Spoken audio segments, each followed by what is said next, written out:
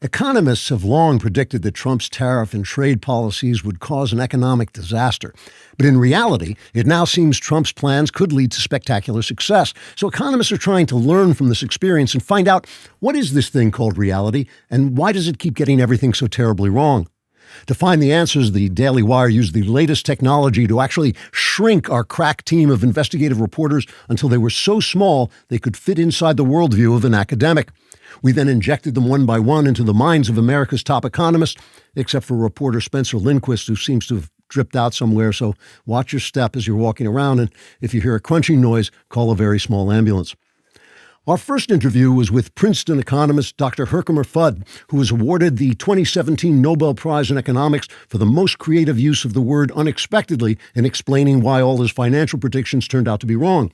Dr. Fudd told one of our tiny reporters, quote, "Economics is a science, and as with any science, we first formulate a theory, then test the theory against the facts, and if the facts disprove the theory, then we simply declare that anyone who disagrees with the theory is threatening to cause another Great Depression." In fact, in a little while, it'll be the centennial of the Great Depression, and economics departments across the nation will be celebrating 100 years of not having to change our minds about anything, unquote. Another economist interviewed by our microscopic reporters was Harvard professor Theodophilus Querulus, who won the Pulitzer Prize for a series of videos for the Wall Street Journal in which he simply shrieked the word tariffs over and over in a high-pitched voice and then dissolved into a puddle of tears. Dr. Querulus explained, quote, "Tariffs are an absolute disaster.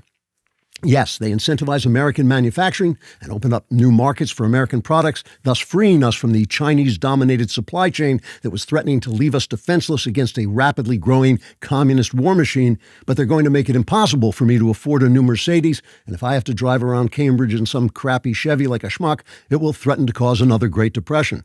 And I can't afford the Zoloft either," unquote. We also spoke with Yale economics professor Dr. Clapperton Dribble, who was recently awarded the Nemers Prize in Economics for proving that a penny saved is not actually a penny earned, but really just a worthless, anachronistic coin that will probably sit forgotten in a jar with a lot of other pennies until your children have to figure out what to do with them after you die. Dr. Dribble told our micro reporter, quote, "Donald Trump is playing fast and loose with the international trading system, whereas we were playing a game called I'm an American idiot, so please punch me repeatedly in the face," until a few European oligarchs escape to Switzerland with their fortunes and everyone else has to learn to speak Mandarin. Trump's reckless approach could cause the entire world financial system to come crashing suddenly down around our ears instead of slowly draining the nation of its life's blood, which would at least give me time to cash out my portfolio and retire to Thailand, where you can marry a 15-year-old and live like a king for 60 grand a year, unquote. To demonstrate that Trump's real-world successes could have disastrous theoretical ramifications, an international team of economists has come together to build a model demonstrating how a stack of billions of dollars in tariff revenues could tip over, knocking a swinging boot into a bucket that would then release a marble down a zigzagging staircase until it strikes a pole with a ball on top that will drop through a bathtub onto a seesaw, flipping a diver into a barrel that dislodges a cage balanced on another pole so that the cage shimmies down on top of a plastic mouse. This doesn't really prove anything, but at least it'll keep the economists entertained while Trump saves the country. Trigger warning, I'm Andrew Klavan, and this is The Andrew Klavan Show.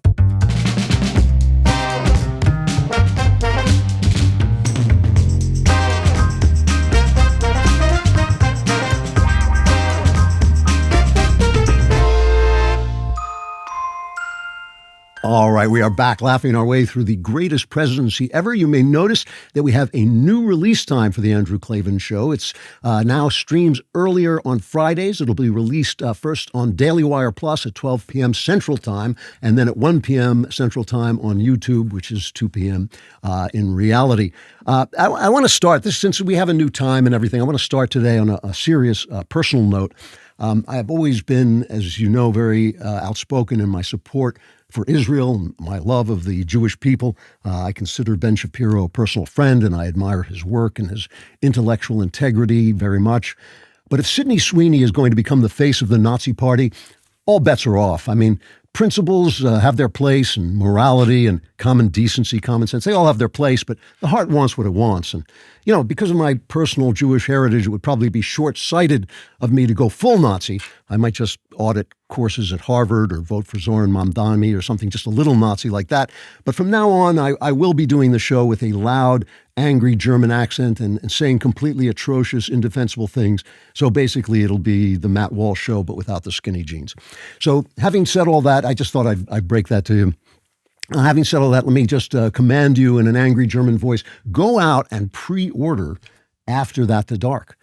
Seriously, I really am trying to get this series to 10 books. I think it is a great series. I think this is the best book in the series so far, After That the Dark. Please go on and pre-order it. It helps us so much. If you go on Amazon, it moves it up the list there, and all of those pre-orders arrive on the first day of publication and help us maybe to force the book down the throats of the New York Times and onto their bestseller list, which would be really, really good and keep the series going. It'll go one more book after this because I've already written it and got a contract for it, but that's it. So please go out and pre-order After That the Dark. I promise you will say thank you. You will not think that I sold you anything that you didn't want. Also, you want to leave a comment wherever you're watching this, if it's on DailyWire Plus or on YouTube, or you're just sitting in a closet receiving it through the tinfoil hat on your head. Just leave a note, even in your closet, a comment. And if the comment, even in your closet, if the comment is pornographic or racist or sexist, we'll read it on the air because that's the kind of material we use here. Today comes from Kaiser Soza. I remember him, 7937. I always wondered which one of them was Kaiser Soza. It says, Klavan, is it me? Or are you blossoming into the single funniest and insightful podcast on the net? You're on fire in a good way. Yeah, no, it's you. I have no idea what I'm doing. So let's get to today's episode of Fantastic for America. So just to lead off as an introduction, many years ago when I was in my early 30s, Ronald Reagan won re-election. I may have been exactly 30. Reagan won re-election with the most electoral votes in American history. He lost only one state, which was Minnesota, so that doesn't really count. And so he was incredibly popular at that point after a slow start. And as a youngish man, I didn't know very much about politics, and I assumed that Reagan was a dumb actor who was going to cause a nuclear holocaust by being mean to the Soviet Union, whose wonderful communist government represented the inevitable future for mankind. So I was still reading the New York Times, basically. But I did notice this funny thing, and I remember this very vividly. I was in an office. I had gotten one of my first offices, and I remembered thinking, gee, it's funny.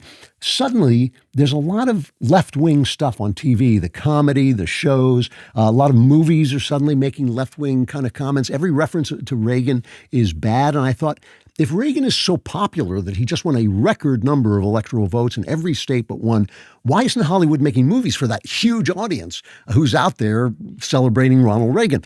And at the time, and I'm absolutely serious about this, I thought, well, I guess maybe all these Democrats are out of work in Washington, so maybe they went to Hollywood and they'll spend their time there until the next election. But really, it took me a long time before I realized that basically they had seized control, or at that point were seizing control of the means of producing information, and they were using Hollywood and the academies and the news media to push leftism, which is always a disaster in reality, but to push it into people's imaginations, to make people think it was a good thing, because you don't have to test it if it's just in a movie, and you don't have to test it if it's taught in school. You have to test it in the real world where it always comes up with disasters.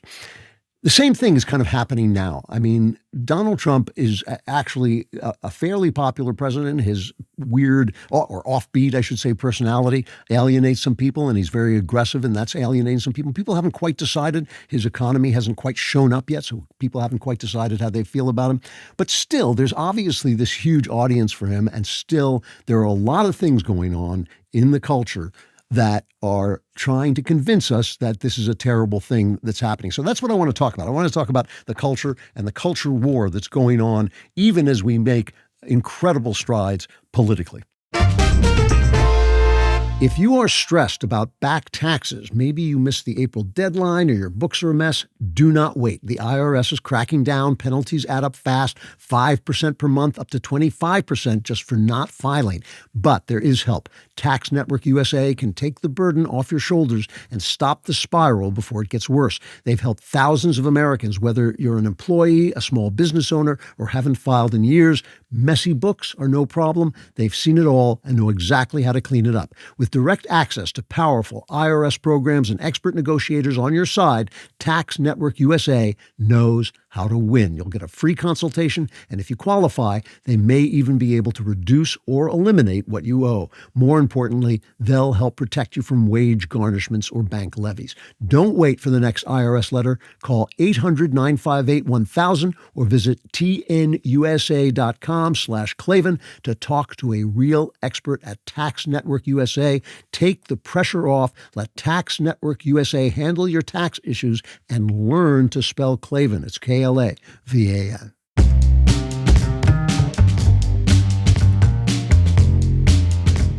Chapter 1, How to Read the News.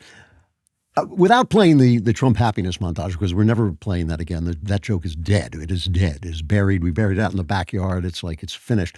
I want to put everything in context, because if you look at the news and you erase all the stories about bad things that the experts say are going to happen but haven't happened, or might happen, or could happen, or all those things, and if you erase all the stories that are centered on Donald Trump's personality and the language he uses, because he has an offbeat personality and it's very dramatic, and it is a good story, and I understand that, but if you take all of that away and just look at what this administration has accomplished, this is the most insanely successful administration I've ever seen. I can't think of in 7 months any administration that has done what this has done. It's not just what it's doing in the moment. In fact, in some ways, it's not at all what it's doing in the moment, because the stuff it's doing is going to have long-lasting effects. Trump is transforming America into a nation that instead of accepting decline, it could actually dominate this century. It could come back to where it was in the last century, and this could be another American century. And, I know that sounds like Trumpian hyperbole, but you can't accuse me of being MAGA. I get hit by the MAGA people all the time for the times that I've criticized Trump. And I'm also not predicting the future. In other words, we could get hit by an asteroid, who knows, nobody knows the future. I'm extrapolating the trajectory, which sounds like a kind of a jazz, if you got to extrapolate the trajectory. But I'm saying where we would go if all things being equal on the trajectory that Trump is putting us on. He is building an America that can fight a war against China, whether it's a trade war or a shooting war, which we are not right now. In other words, right now, if a war starts with China, we would have to buy our bullets from China. We would have to basically, depend on them. They could cut us off with a lot of stuff that we need. But his new deals are opening up markets in the EU. He's got a great new deal with the EU. South Korea, he did yesterday, I think it was. And they're putting tariffs on their goods coming in, but no tariffs on our goods coming out. So we're actually opening these markets that have been cutting us out. They've been playing us for fools because we were fools. And the experts can say, car manufacturers buy foreign parts, so that's going to increase the price of cars. Maybe it will, but maybe also we'll start manufacturing some of that stuff here, which will spur American creativity, because you have to manufacture things to compete with things, and you have a little advantage with the tariffs, but still you got to compete. That means that we can start to bring back the jobs. And everybody said everything's going to be robotics. Listen, we've gone through this before. Every time they mechanize something, it creates new jobs. For a minute, it causes problems, but then new jobs follow. So we can look forward to that. And this is important because it wrong-foots the Chinese supply chain, which they've been abusing by stealing our intellectual property. He's made the Europeans pay up more money for their defense. He has made Israel stronger. He is even putting Israel in a position where it might be able to arrange alliances with its frenemies, the people who can tolerate it, like Saudi Arabia in the Middle East. And that means that he can start to move military assets. Michael Duran was talking about this on the interview on Wednesday, which if you haven't seen it, you really should. It's a great interview about what's going on in the Middle East. But I knew this anyway before he said it, because I know people in the DOD, and they go and they do these war games with China, and we keep losing. And that's the problem. So the Wall Street Journal can scream tariffs, tariffs, tariffs all at once. But if we don't get the supply chain through our country, then you're going to see that China is going to just get more and more powerful while we sink away. So this is long-term stuff. Ronald Reagan won the Cold War. I was alive, and I remember Reagan was the only person who said it could be done, who didn't take the Soviet Union for granted. Even after it fell, George Bush, the first George Bush, was trying to keep it alive because he was afraid chaos would follow. So it was really Reagan who did it, with powerful assists from St. John Paul II, who was then Pope, and Margaret Thatcher, Prime Minister of England. And after it was over, they gave the Nobel Peace Prize to Mikhail Gorbachev, the last president of the Soviet Union, saying that he had something to do with its fall. He didn't. He was desperately trying to keep the communist Soviet slave state alive. Reagan outsmarted him, outdid him, and he basically had to give in to it. The Nobel Prize belonged to Reagan. Well, 15 years from now, 10, 15 years from now, when the Chinese communists are boxed in and maybe they can't get to Taiwan the way they want to, and maybe they can't cheat us in the markets, and maybe we've got energy dominance again, I am sure Xi Jinping will get a similar Nobel Prize, but it should be Trump. And on top of all of this, there are the cultural victories, which I have not ever seen before. Some of it were listed by Trump fan. He loves Trump so much that he actually got up and gave a speech about Trump's victories in the Senate. This is Senator Cory Booker. This is cut one. I see law firms bending a knee to this president, not caring about the larger principles, that those free speech rights, that you could take on any client. Why are you bending the knee? I see universities that should be bastions of free speech bending at the knee to this president. I see businesses taking late-night talk show hosts off the air because they dare to insult a president. I see people who want mergers suddenly think that they have to pay tribute to this president. And what are the very people here elected to defend the Constitution of the United States saying, oh, well, today, let's look the other way and pass some resources that won't go to Connecticut, that won't go to Illinois, that won't go to New York, that will go to the states he likes. So this was very inspiring to the Democrats. They immediately responded. It's cut two. I'm Spartacus! I'm Spartacus! I'm Spartacus! I'm Spartacus! I'm Spartacus! I'm Spartacus! I'm Spartacus! Well, that was very moving. But then Trump, heard Cory Booker listing his accomplishments, and he made this statement. This is cut three. We're going to win so much. We're going to win at every level. Hallelujah. Hallelujah. We're going to win economically. We're going to win with the economy. We're going to win with military. We're going to win with healthcare and for our veterans. We're going to win with every single facet. Zippity-doo-dah, zippity-yay. My, oh my, what a wonderful day. We're going to win so much, you may even get tired of winning. Yay! You'll say, please, please, it's too much winning. We can't take it anymore. I feel pretty, oh so pretty. I feel pretty and witty and gay. We have to keep winning. We have to win more. We're going to win more.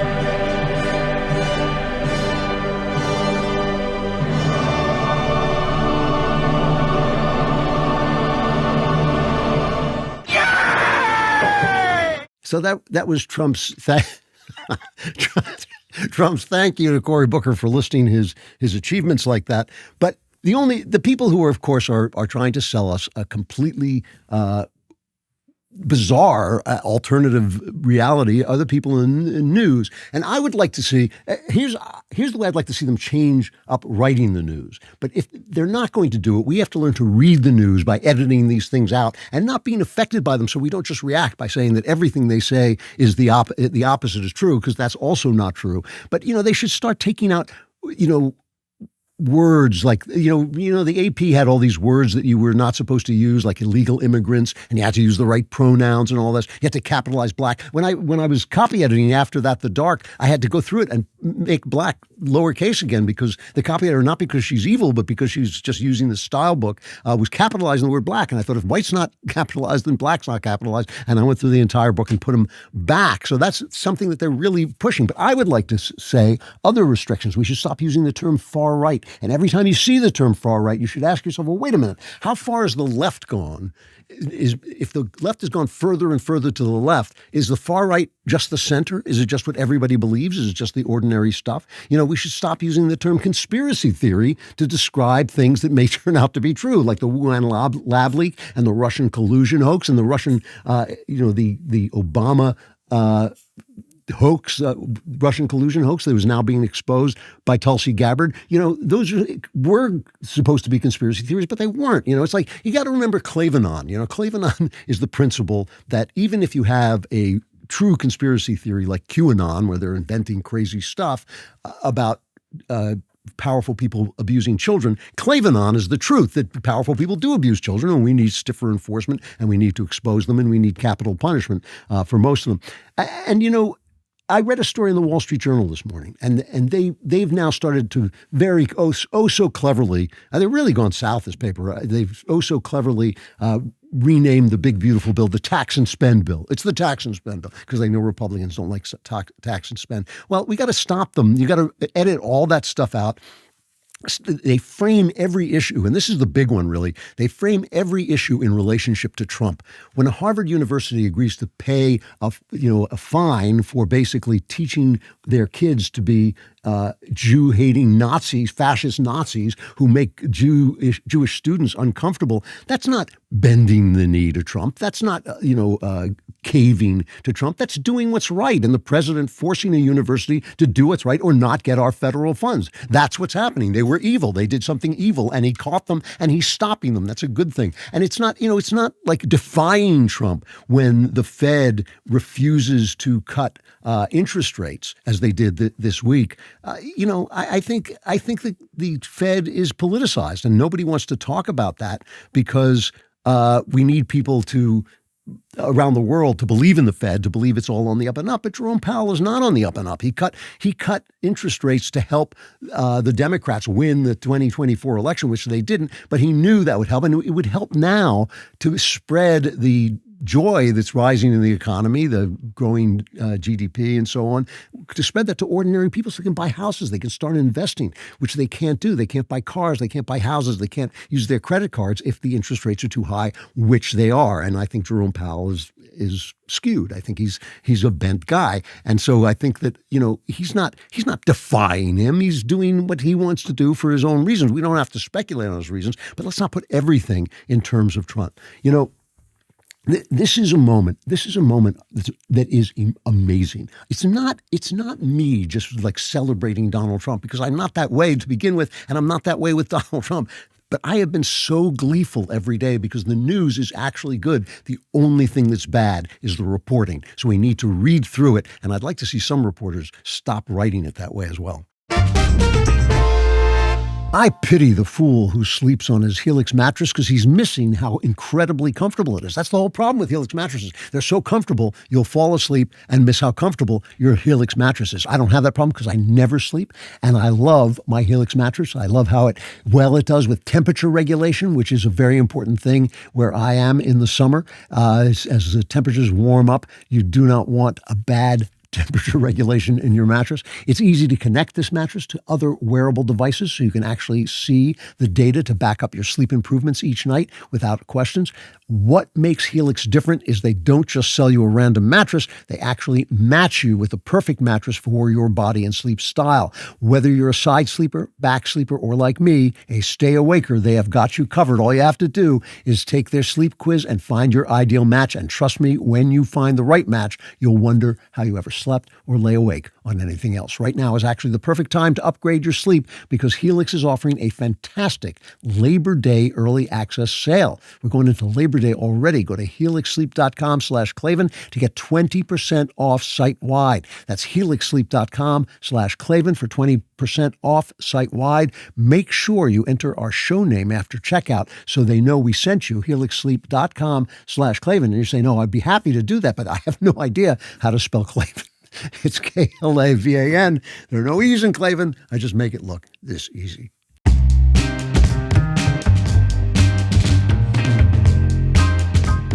Chapter 2, Race to the Bottom.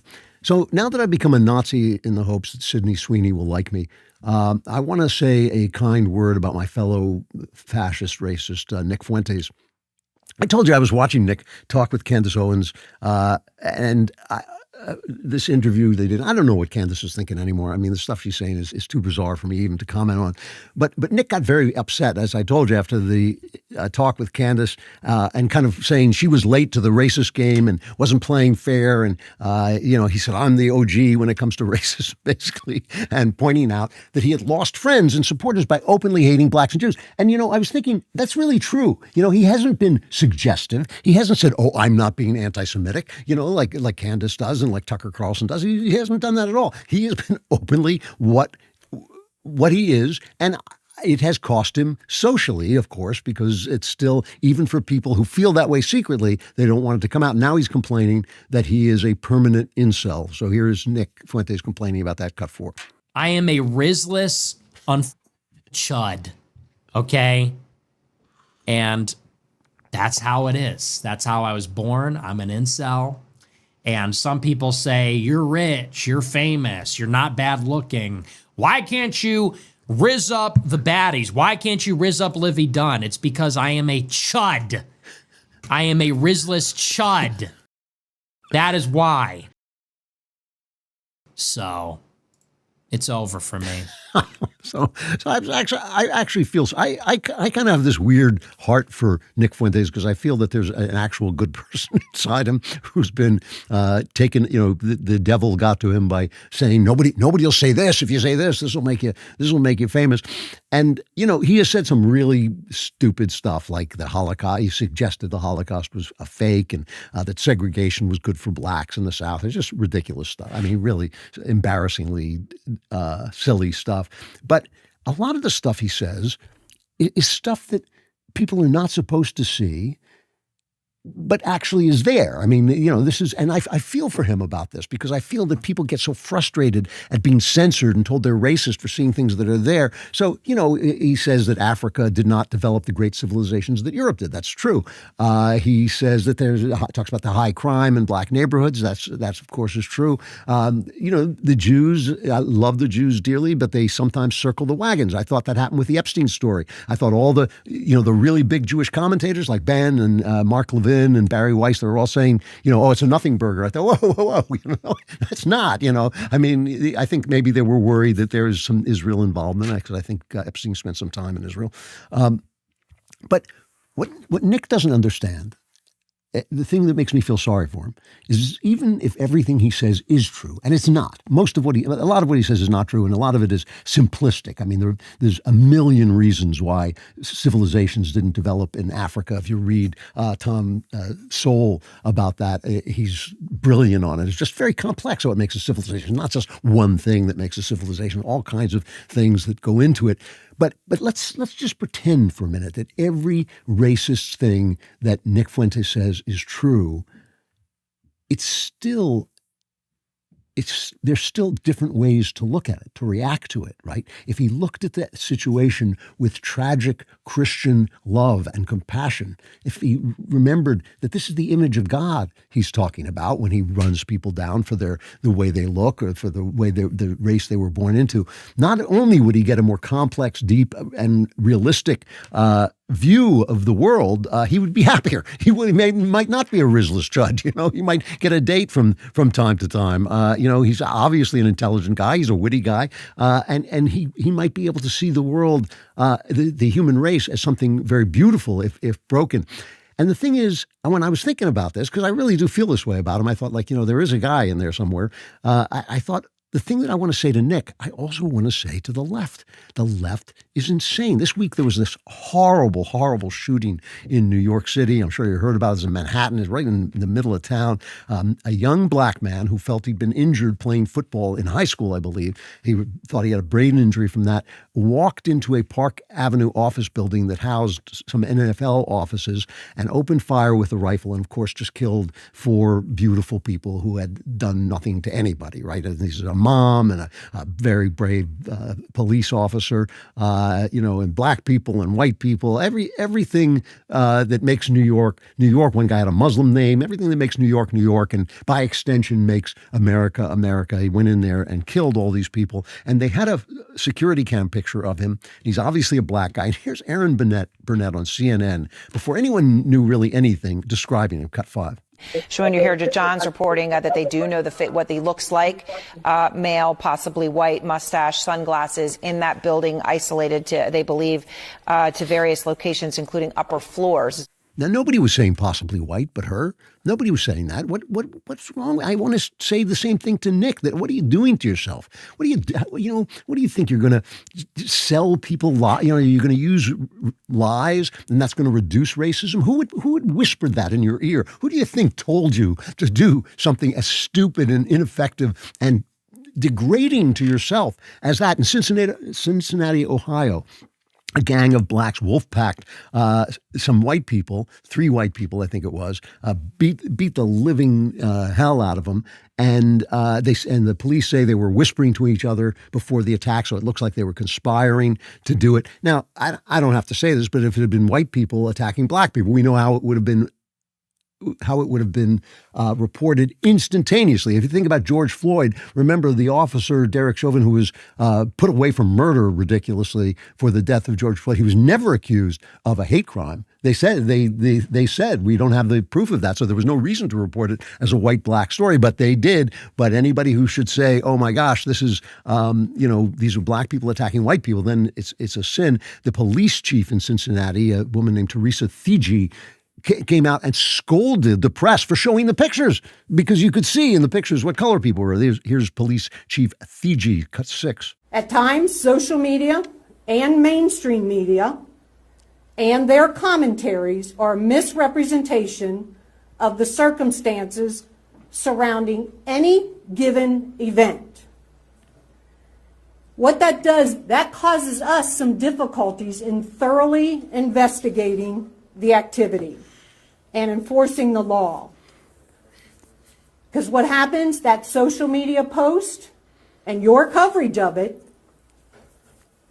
distorts the content of what actually happened. What is she talking about? First of all, it's not her job. It's her job to uphold the law. It's not her job to scold the media. And secondly, the media's putting up the pictures. Their pictures were on social media. They showed what happened. Everybody knew it. I mean, she just doesn't want us to see it. I mean, it's kind of like in England, they're strengthening their censorship laws. They're trying to make it almost impossible. They're basically eliminating free speech. Why? Because they replaced so many English people with Muslim people from overseas, with Muslim migrants, that they're overwhelming the cities there. They're the majority in many of the cities there, and they don't want people to say, oh, they're women and they're killing people and they don't agree with our values and that we want them gone. They don't want them to say it. It's basically, we replaced you in your own country. We destroyed your culture, but we don't want you to say it because then it would be our fault. But if you don't say it, then we'll just quietly wipe you off the face of the map. A black city councilwoman in Cincinnati named Victoria Parks, I want to make sure we know her name, said of the people who were beaten up, they begged for that beatdown. I'm grateful for this story. In the Bible, Jesus said the words that come out of your mouth reveal your heart. What do you think that woman's heart looks like? What do you think Victoria Parks' heart looks like, who says something like that? To live with that kind of hate and anger with you. What's the difference? This is the thing. Let me do one more. The New York Times, other outlets, a lot of outlets are posting photographs of children in Gaza who have diseases like cerebral palsy and calling it starvation. Now, I believe there are starvation victims in Gaza. I would think there would be. Maybe there aren't. But they keep suggesting that Israel is responsible for this. We have people who have been in there and see the food that Israel is allowing in, stacks and stacks of food. And the United Nations and Hamas are colluding to keep that from them so that useful idiots like the New York Times will direct hatred to the Jews. And by the way, Netanyahu handled this wrongly. He said, we're not starving anybody and there's no starvation. He just should have stopped about halfway through that. And Trump, who's looking at the pictures and who has a heart for human suffering, he's obviously sees his presidency as bringing peace, which, by the way, is the opposite of what fascists do. Fascists love war because it keeps emotions high, so people support them. And Trump said this, cut 7. We have a lot of access to food. We got a lot of food ourselves. and we're going to bring it over there. We're also going to make sure that they don't have barriers stopping people. You know, you've seen the areas where they actually have food, and the people are screaming for the food in there. They're 35, 40 yards away, and they won't let them because they have lines that are set up. And whether they're set up by Hamas or whoever, but they're very strict lines, so we have to get rid of those lines. But we're going to be getting some good, strong food. We can save a lot of people. I mean, some of those kids that's real starvation stuff. I see it. And you can't fake that. And that, he's right. It doesn't matter why they're starving. I mean, it matters why they're starving, but what matters as far as we're concerned is making sure that the aid gets to them. And if they break down those barriers and find it's from the United Nations, I hope Trump will tell us that, which I think, because that's what all the reporters who are there are saying. Racism drives you insane. Racism drives you insane. It does. I mean, I get it. They're races. Some races have bigger problems than others. Some races have more accomplishments than others, if that's the way you look at people. But if that is the way you look at people, you will go nuts. You will go nuts. Douglas Murray, who I really admire and like, he's a good guy and he's a really brilliant guy, wrote in one of his books, he said at the end of the book, look, I don't especially think of myself as being white, and I don't particularly want to be cornered into thinking in such terms. But if you were going to corner me, then I will say this. The good things about being white include being born into a tradition that has given the world a disproportionate number, if not most, of the things that the world currently benefits from. Almost every medical advancement, almost every scientific advancement, most of the world's oldest and longest established educational institutions, and he goes on and on. Now, Douglas isn't saying that white people are better than other people. Like I said, there's a million reasons why civilizations rise and fall. What Douglas is saying is that if you want to play that game, then everybody gets to play that game. Because Nick Fuentes and that Black City Councilwoman and Nicole Hannah-Jones, who wrote all those lies in the 1619 projects at the New York Times, they're not on different roads. They're not going different directions. They're all going the same direction. They're all doing the same thing. They're all the same person. Nick and Nicole, they're the same person with different color skin on. That's what it is. And it's like, it's not the facts. That lying is going to solve this, that censoring people is going to solve this problem. When it is a problem with the human heart, tribalism and racial hatred, these are problems with the human heart. But it's not the truth we have to be afraid of. It's the human heart we have to be afraid of. It's the human heart we have to school in understanding in the truth how you can love people. How can you love people? I have friends who are racist and they'll say, well, I got mugged 3 times and every time it was a black guy. And I'll say, well, maybe, there's a bigger story to it than that. And they'll say, I don't care. I just don't want to be mugged. That's what the left calls lived experience. They're living off their lived experience. Living off your lived experience is a limited way of seeing the world. Living off your lights, which tell you to love your neighbor, which tell you that, the world is a small place. We're all going to be living in it. That's a different thing. Then if you don't do that, everything becomes Nick Fuentes and Nicole Hannah-Jones. That's what it is. It's Nick and Nicole. There was actually a depiction in this new movie, The Fantastic Four, that spoke into this issue in a new way. And I will get to that. I will get to why I think that there is a hope in the image of Fantastic Four America.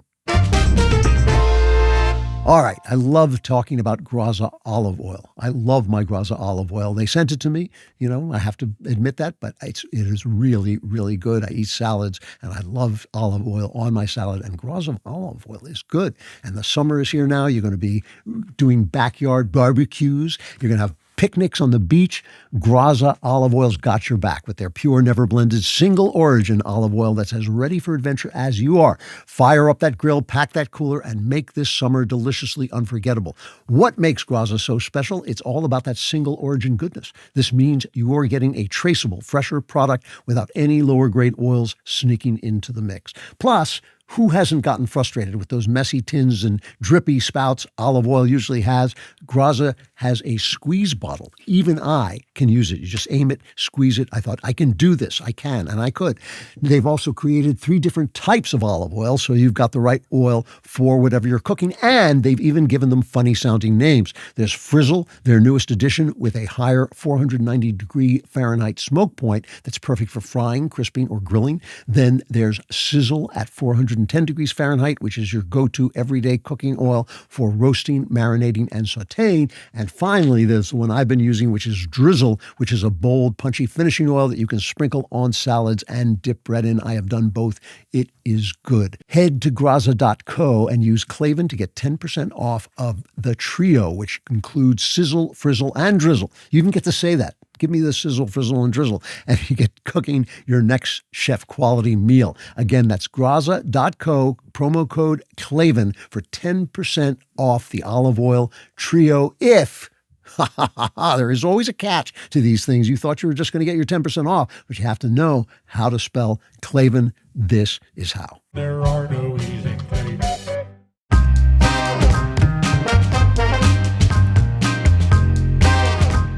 Chapter 3, The Silent Culture War. Before I get to Fantastic Four, I have to tell you one quick story that you don't know, and I know you don't know it because I didn't know it, and I follow this stuff really carefully. And a friend of mine at church actually told me about the story. I was thinking, how did I miss this story? This was reported in the New York Times with a writer's named Robin Pogrebin. She says, Amy Sherald, the artist who rocketed to fame with her 2018 portrait of Michelle Obama. You may have missed that particular rocket, but she apparently in the New York Times, she rocketed to fame.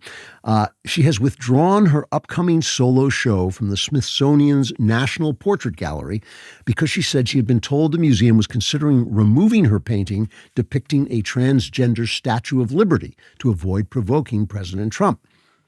The artist said, I entered into this collaboration in good faith, believing that the institution shared a commitment to presenting work that reflects the full, complex truth of American life. This is a letter she wrote to the secretary of the Smithsonian, Lonnie Bunch III, who I think is one of these sinister guys who pretends to be acting in good faith, but is actually a way, way, way, way woke leftist. That Lonnie Bunch is a guy who should go. The president can't just remove him, but he should be gotten out of that position because he is basically trying to bring this stuff in and would be bringing it in if the Trump administration hadn't caught him.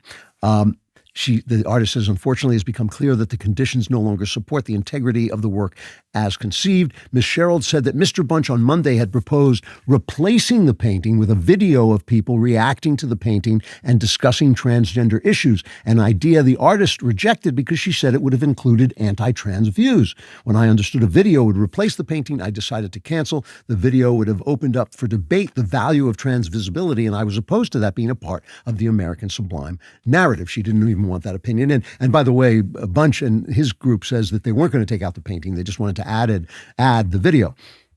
A White House official said that the removal of this exhibit is a principled and necessary step toward restoring what it sees as the proper role of institutions like the Smithsonian.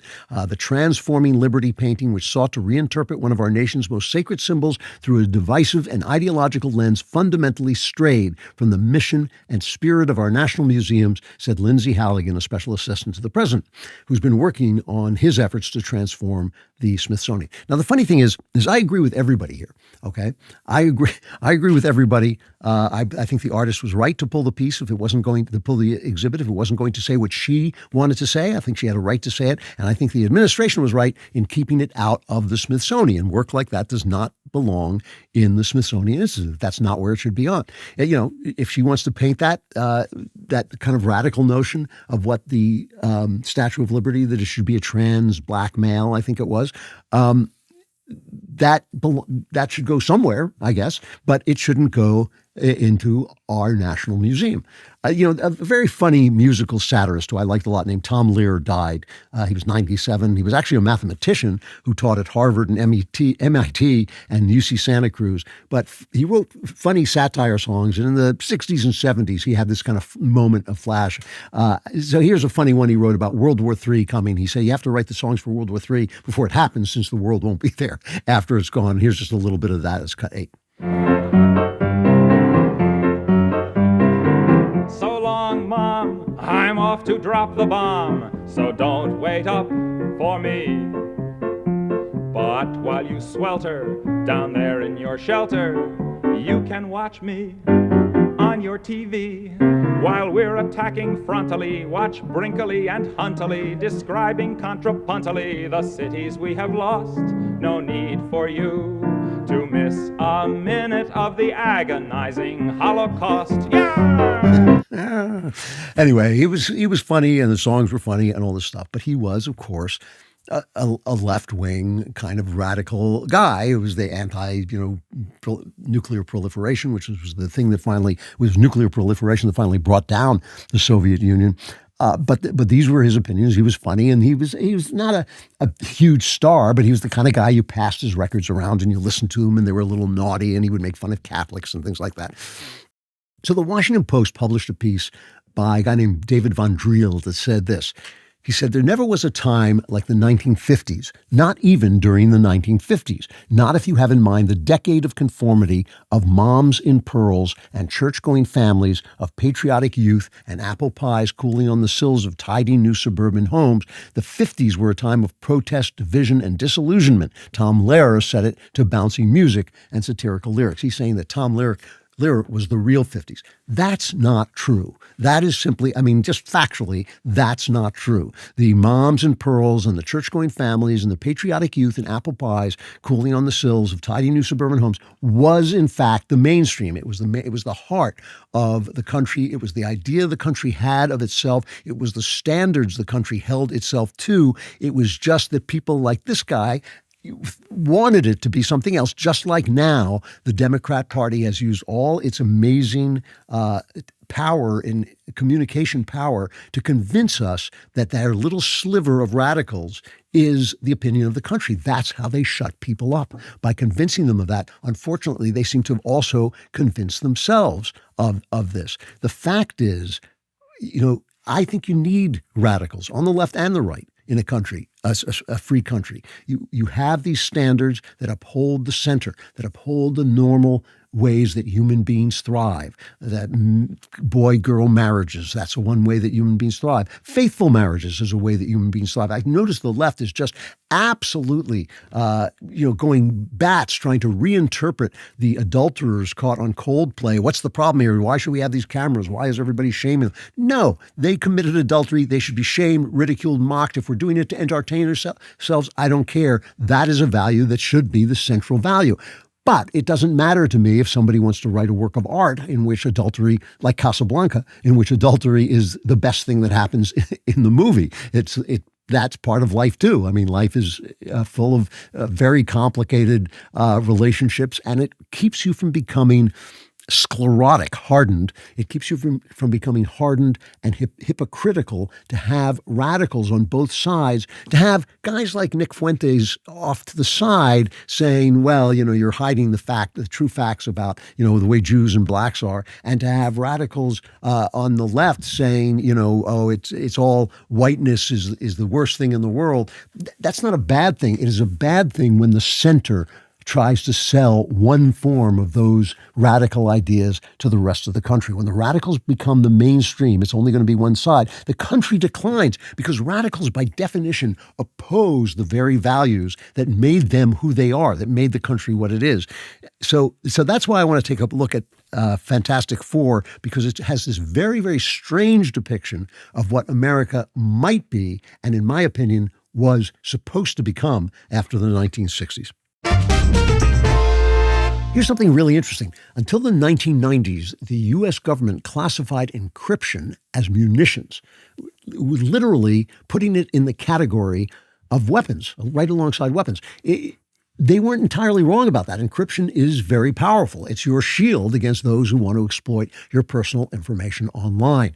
That's why we use ExpressVPN. It's an elegant solution that encrypts your internet connection and routes it through secure servers, keeping your online activity private as it should be. I've been using ExpressVPN for years, and I don't go online without it. I use it on all my different devices, especially because I go out and sit in coffee shops a lot and use it there where I can't control the internet.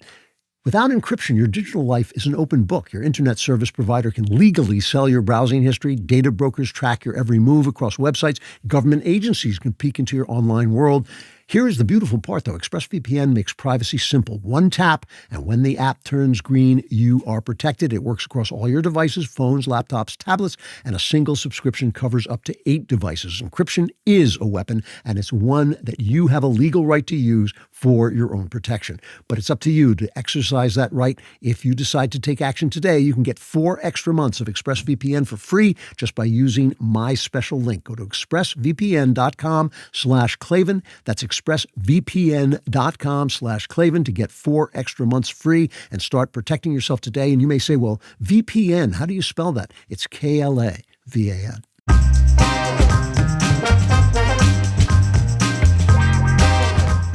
Final chapter, Fantastic. So I went to see Fantastic Four, and I have a million things to say about it. And I can't say all of them here, but I'll say a few of them. As you know, if you listen to the show, I don't like superhero movies. I like a superhero movie. If one superhero movie came out a year, I would probably go see it. But the fact that superhero movies dominated the movie culture, I think has been infantilizing, especially to boys.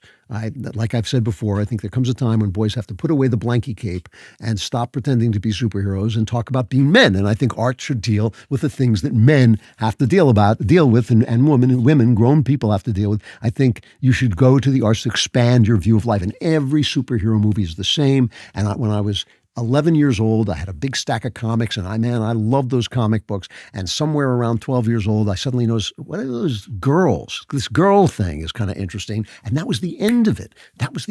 Because that's what adults live with, they live with ideas like, what am I supposed to do with my sexual impulses? What's the moral way to use that? No set of rules has ever solved that. Don't let anybody fool you.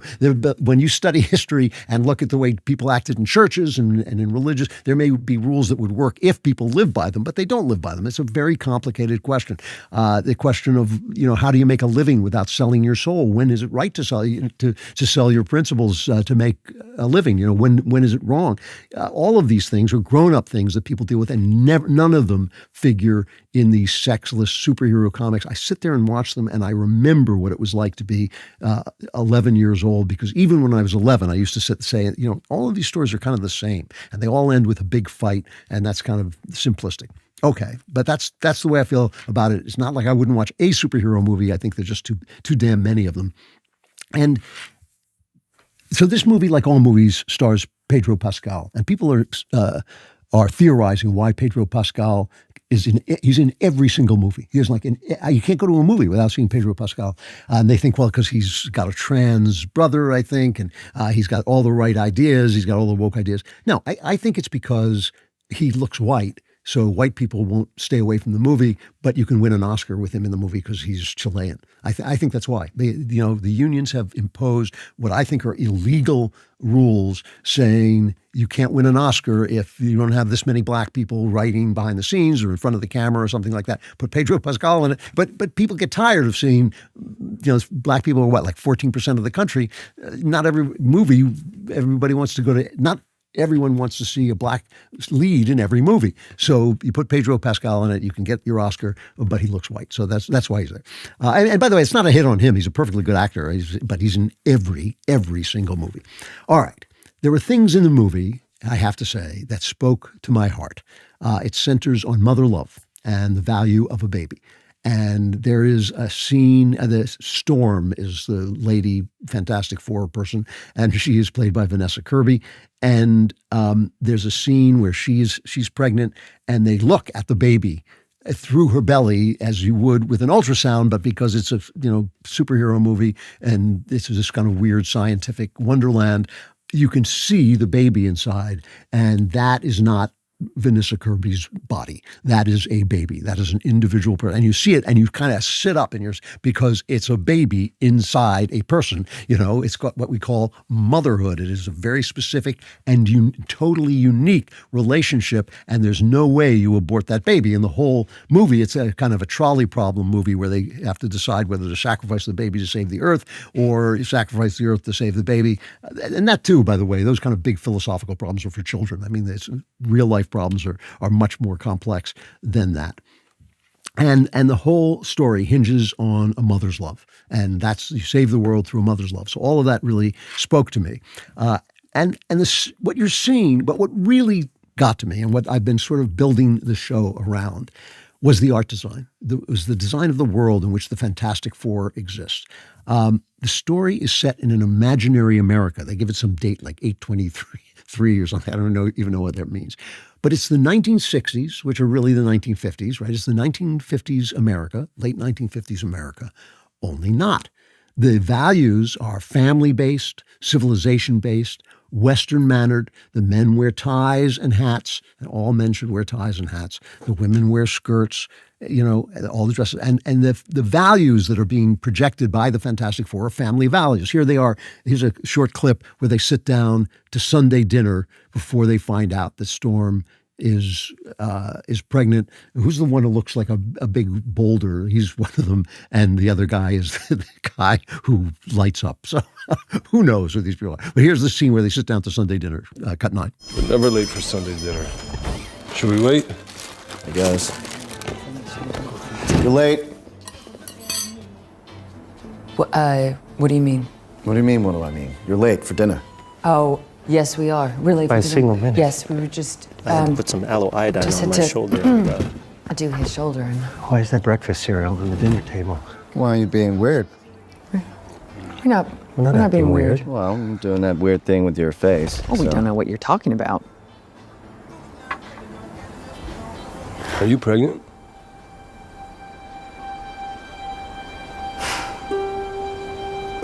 Yeah, we're pregnant. Yes. How do you know that? Have you looked at your husband's face? I know, he just cannot keep a secret. It's a family, right? It's family values. The pregnancy is wonderful news. Everybody's happy about it. They work as a family. They are the protectors of the world. And so it's the 1960s. It's basically, and all the material is kind of like in that movie, It Follows. The material is kind of 1960s, but a little bit off, a little bit, what's the word, super scientific and stuff. It looks like the Jetsons more than anything else. However, it's the 1960s, except not, because it's completely integrated. There are men and women and white people and black people, together in the same places. There are women in positions of power. It's a world in which the inequalities, such as they are, that were real inequalities, by the way. I grew up then. I remember this. It was truly unequal, especially with black people. They've been erased. And the thing that I was thinking as I'm watching this is that was actually the world that the radicals offered us. Martin Luther King didn't stand up and say, give us affirmative action. He said, I want a world in which people are judged by the content of their character rather than the color of their skin. Women said, we want to be free to make choices. They didn't say, we never want to be homemakers and mothers. That was not what they said. They said, we want to be free individuals who can make choices, which are things that conservatives agree with. But you have to remember Klavan's political rule number 1 in America, because of the domination of the left, of our means of information, the entertainment industry, our news industry, our academies. Every social movement is taken over by the left, which hides its destructive purposes because the left wants to destroy the West. It hides because it hates freedom. It doesn't believe in freedom. It believes in top-down governance. It hides its destructive purposes behind the movement's original good purposes. So the blacks say, we want to participate fairly in America. It's not fair that we can't get certain jobs. It's not fair that we aren't allowed into places. That's not fair. And Americans kind of respond to that. They were resistant, but a lot of Americans were saying, that's kind of our values. That is American values. We got to kind of respond to that. But the left slowly takes that over. So it's first, it's not fair because they've suffered in the past. So in order to make that up, we need affirmative action. Well, that's not fair because affirmative action isn't working. So we need to actually withhold things from white people. Well, that's not working. So we have to hate whites. We have to diss them. We have to basically blame them for everything. And the left turns every constructive movement into the opposite of itself. They start out, we want to get rid of racism so everything's fair. And everybody goes, yeah, that sounds good. And it ends up like, no, we We just want to be racist against the other people. Your racism against blacks, we want to replace that with racism against whites. We want to get rid of, Christianity, the feminism. Women should have full human rights. Yes, but then they only are worthwhile if they act like men. And since men are better at being men than women are, then men can be women, and that'll be just as good. And it always becomes the opposite, where the women actually are now disadvantaged by men dressed up in skirts.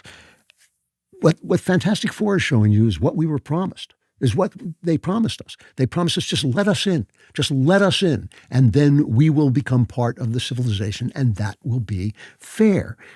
The left has used race and sex to cover up bad behavior and bad beliefs. I was talking about in England where they're trying to silence people because people are going to say, we don't want these Muslims here. They don't like it here. They come here and then they want to transform it into the places that they came from. They should leave. They shouldn't be allowed. Obviously, this isn't every Muslim, but it is a goodly portion of them. They are women, they are causing riots, they're doing bad things.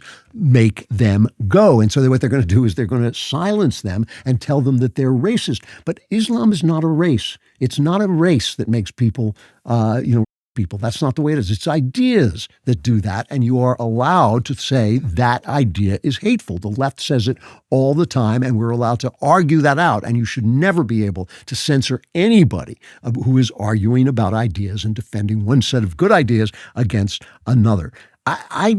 This is what I mean when I talk about hierarchy and grace. I believe that there are good rules for a thriving, free society. I believe that you should privilege male and female marriage. I believe that that is the center of all human life, and it is the best way to keep women from being abused by men is to have them married to somebody who has responsibilities to them, has responsibilities to take care of them. I believe that women should bring some of their abilities to nurture and homemake and take care of children into that relationship, so the man is getting something for his investment of his sexual time and energy. I believe that we should keep the values and customs that brought us where we are. And if you want to say those are white values or British values or whatever you want to say, fine. That was the amazing thing about the Fantastic Four, is that the people are wearing 50s uniform, 50s, 60s uniform, the hat, and the ties and all this stuff. And now you sell us, well, that's white culture. No, it's the culture that brought us here. It is I believe we should privilege the culture that brought us here. But that doesn't mean just because you privilege male-female marriage does not mean you have to torment gay people like Socrates. You don't have to give Socrates hemlock. You listen to Socrates, let him have his say. Just because it is a Christian-based country, you don't have to be cruel to Jews like Jesus. You want to listen to Jesus because they sometimes say things, the radicals, the outsiders sometimes say things that are true.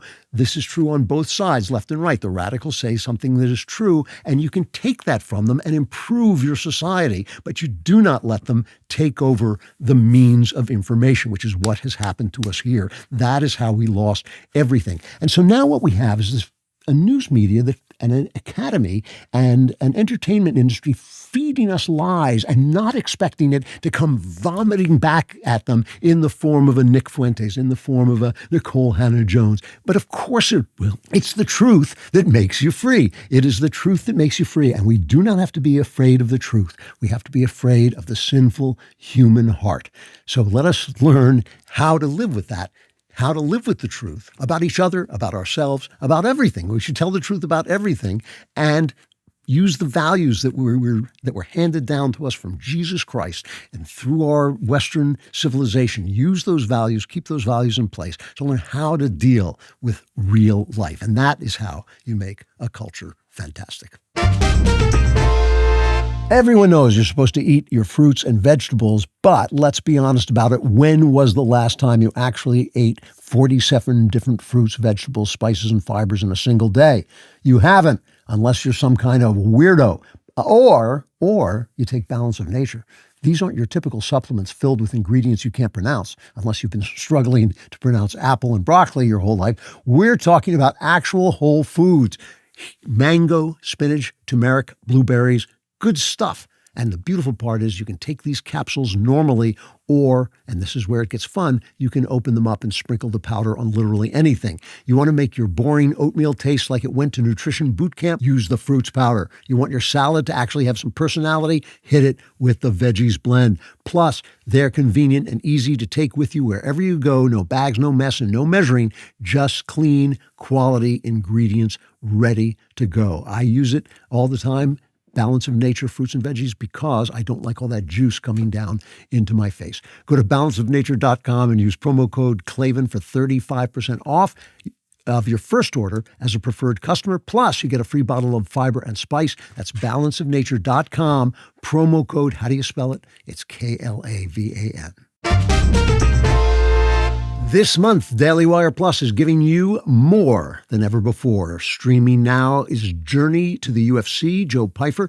This is not a UFC promo. It's a real American comeback story. Starting Monday, Answer the Call is Jordan B. Peterson's new series where he returns to what started it all, answering your questions. No celebrities, no headlines, just real people, real problems, and real answers. Coming August 13th, The Pope and the Fuhrer, The Secret Vatican Files. Plus, this fall, Isabel Brown launches her brand new show on the Daily Wire, and trust us, the left will hate it. Members get it all. First, ad-free and unfiltered. Go to dailywire.com and join up today. All right, Klavan Klapbacks. Things you don't expect to hear when you put your ear to a seashell. I'm Spartacus. This guy's never been in the U.S. Senate. All right, it's Klavan Klapbacks at dailywire.com. Klavan with a K, Klapbacks with a K. Klavan Klapbacks at dailywire.com. Ask us anything you want. We will try and give you an answer if we can. From David, I was surprised to see a ton of hate online for your nice comments about the late Pastor John MacArthur. You'd think you had accused him of eating with tax collectors and sinners or something. Please remember that for every one person who got mad that you said he was kind to a gay person, your story made him more likable to three normal people. From David. Thank you, David. It's disgusting. I'm disgusted by it. And what I'm really disgusted is that they lie about what I said. They lie and say, oh, you said that, John MacArthur was in favor of homosexuality. They just lie. And they it's amazing. They put the video of me saying John MacArthur and I had very different opinions and approaches to homosexuality.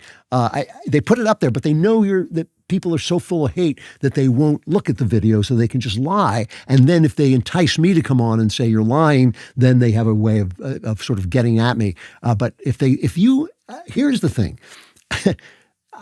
You can read the gospel different ways. Many people read the gospel different ways. But if reading the gospel turns you into an evil little schmuck, then you're reading it wrong. I'm not a pastor. I'm not a theologian. I try not to preach, doctrine to people. But if you read the gospel, you remember Satan quotes the gospel, quotes the Bible too. So if you're quoting the Bible and you become an evil little vicious schmuck who's lying about people and attacking people, that's on you. That's not on Christ. That's not on God. From Matthew. So thank you for saying that. They were awful, yeah. Matthew says, it's been a pleasure to listen to you for several years now. I always appreciate your wisdom. I have a question for you pertaining to the Epstein situation. I'm a Christian and American who believes Israel is God's chosen people and America is the greatest nation on earth. However, as I've delved deeper into this Epstein thing, I'm beginning to think that there is a real possibility that this wicked pedophile was an agent from Mossad, the CIA, or both. If it's true, that the intelligence organizations for these nations were complicit in child sex trafficking ring, can it really truly be said that we are the beacon of goodness in the world? I await your incredible words of wisdom, Matthew. I suspect that it's not true, actually, but it is possible that they used him from time to time. I don't know. I think the important thing is we really don't know. And until we get more information, we won't know. And I think it's more important to admit you don't know. I've seen all the stuff that you've seen. I haven't been convinced. It would be really strange if they were helping him run his pedophile operation. It might not be strange if now and then they said, oh, this guy, you've compromised this guy, or we want the pictures or something like that. But I don't even know that. I do not know that. I want that information, and I think we deserve it. But I think you should hold fire before you make your judgments, because I just don't think we have the information. We have a lot of suggestive stuff instead. Jared says, I appreciate how you challenge my perspective on politics through a Christian lens. I don't agree with all things. The nuggets of perspective you put out make me want to dig in deeper into my faith. You have said this multiple times that you believe some people are born gay and that they're just not looking at the right genes, that they need to look at the mother because there's something that happens in the womb with those without prying too personally. Why do you say that? Yeah, it's not personal at all. First of all, it's strange that people who normally don't reproduce should continue to produce gay people at basically the same rate as forever, about 5% of people. They've done vast studies and have never found a genetic trait in gay people themselves. That doesn't mean they won't find it, that we don't know that much about genetics as much as people think we do. So that's another thing about it. And I've noticed that they run in the female line of families. I've just seen it many times because I'm an artist. I work with a lot of gay people. And I've seen that the mother's side of the family produces it again and again, and that just solves the problem for it. It may not be true, but it's not a personal thing. It's just a guess. All right. We are going into member block. And that if you are not a member, you are blocked. That's why we call it member block, because if you're not a member, you're blocked and you're just locked outside into a rapidly descending Klavanless darkness that never ends. It's just an endless darkness of darkness, of black, darkness. So become a member today. Go to dailywire.com, dailywire.com/subscribe. Use code Klavan for checkout. You get 2 months free on all annual plans. You can try it out for 2 months for free, and then we'll just suck every dollar out of you we can. But you won't be thrown into Klavanlessness as you are right now.